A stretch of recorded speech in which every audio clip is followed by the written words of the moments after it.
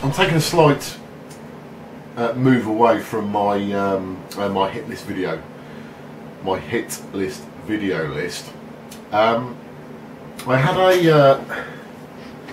a new package delivered. It was perhaps about a week before Christmas or 2 weeks before Christmas, and it was something called the Super Emulsha. That little baby there. I've been after these. I've been after one of these for about 2 years now, and this is a scan converter. This is one of the very few scan converters that I've got. I've mentioned scan converters before, but not really gone into depth about what a scan converter is and, you know, what it does and why you would possibly need one. So I thought, you know what, I'll buy a device. I don't actually really need it, but I'll explain that in a second, and I'll do a video on it for YouTube, and I'll do a bit of an explanation about what they are and, you know, what they do and so forth. So here we go. This is an Extron unit, so it's made by a company called Extron. I've done a review of another device that I've got from Extron, which was the Extron RGB interface. That device, the Extron RGB interface, is used for several things. I use it for several things, but one of the key reasons I bought that was to give me the ability to take a interlaced signal, and it sort of converted it to a progressive signal.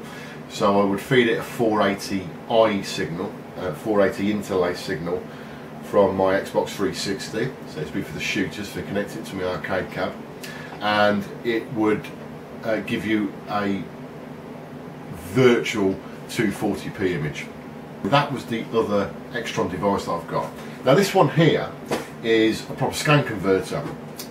So what this actually does is that it takes a 31 kilohertz signal, 640 by 480 resolution. It will take higher resolutions than that, but just for the purpose of what I'm trying to explain here, it takes a 640 by 480 31 kilohertz signal, which is what you associate with PC output in effect, or that type of output.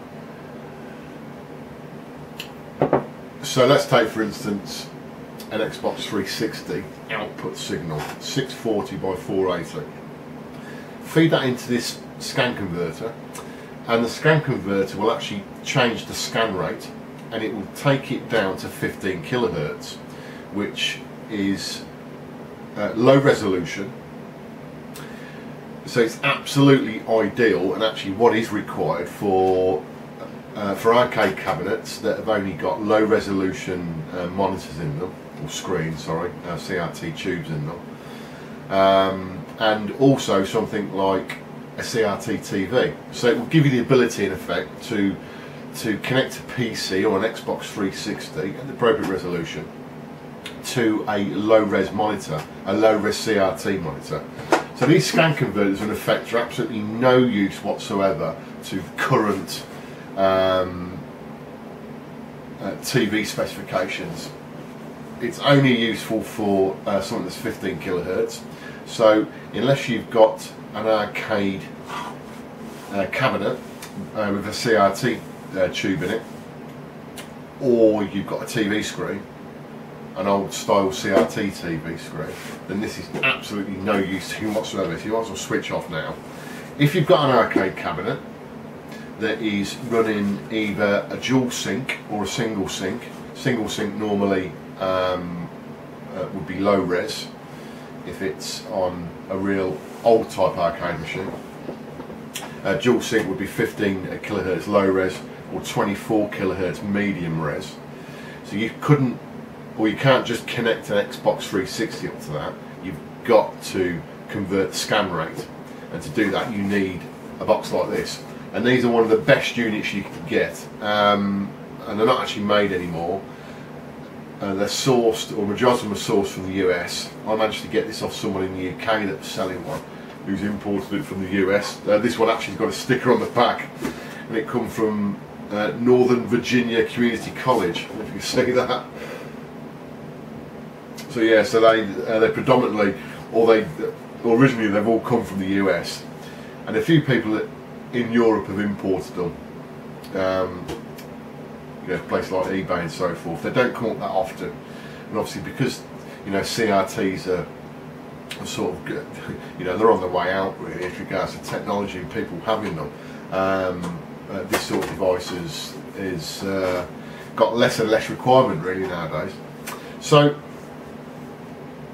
the reason for this for me certainly was to have a look at using a scan converter and to see how that looks on my arcade cabinets. Now I'm in a slightly different position because my two of my CRT cabinets, which are Sega Naomi cabinets, have been converted to tri-sync chassis, so they will natively take in a 640 by 480 progressive scan video input, and they'll also take medium res and low res.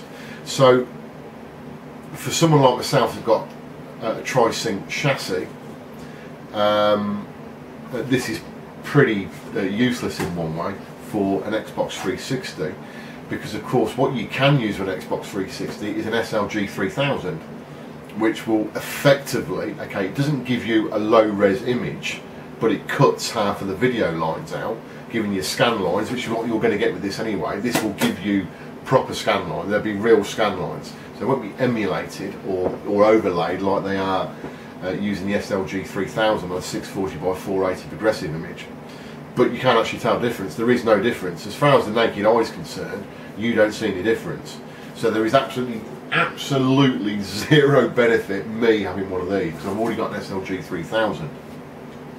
So for using it with a Xbox 360, and the only reason I'm going to be doing that, or the reason I do that, is because of the retro style shoot 'em ups, which I actually want to look retro, so I want the scan lines.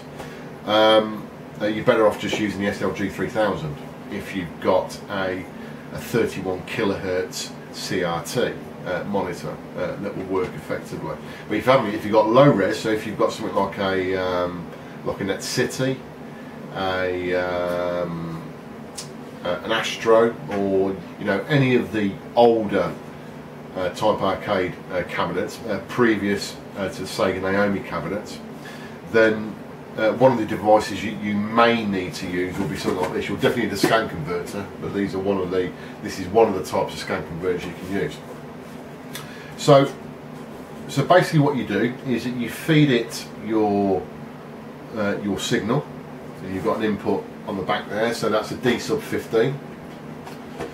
So you would either take that, for the purpose of what I'm explaining here, that would be the VGA output from the Xbox 360 will go into there, and your actual output is based on BNC connections. So for an arcade monitor connection method, it would be RGBS, which is RGB for 3 colours and S for sync, and you connect that.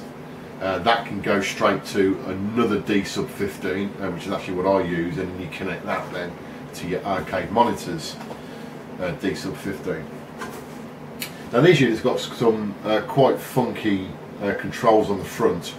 Again, not really specific, or not really required by people that have got arcade monitors, purely because you can do all the alteration that you can do here on your chassis remote board for your arcade monitor as regards to changing the width and the height and all that stuff. But you do have that adjustment on the front here. You got these adjusters here that will do actually just that, exactly what your remote board will do on your arcade monitor.